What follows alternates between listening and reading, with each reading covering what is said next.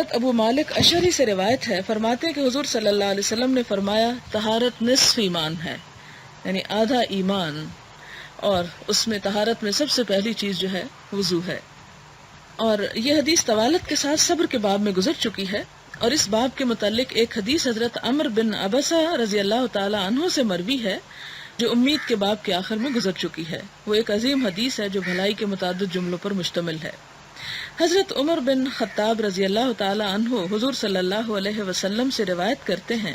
کہ آپ نے فرمایا، تم میں سے جو شخص بھی وضو کرے اور عمدہ وضو کرے اور پھر کہے اشہد ان لا الہ الا اللہ وحدہ لا شریک لہ واشہد ان محمدا عبدہ ورسولہ، یعنی یہ دوسرا کلمہ شہادت پڑھے تو اس کے لیے جنت کے 8 دروازے کھول دیے جاتے ہیں،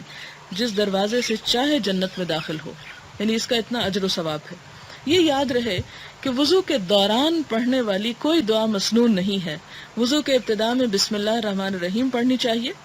اور اس کی بہت تاکید ہے، یہاں تک کہا گیا کہ جس نے بسم اللہ نہیں پڑھی اس کا وضو نہیں،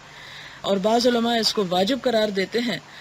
اور آخر میں یہ مسنون دعا اور اس کے علاوہ اور بھی کچھ دعائیں ہیں وہ پڑھی جانی چاہیے۔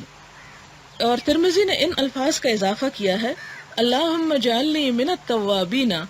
وجعلنی من المتطہرین، کہ اے اللہ مجھے توبہ کرنے والوں میں شامل کر دے اور مجھے پاک صاف ہونے والوں میں شامل کر دے۔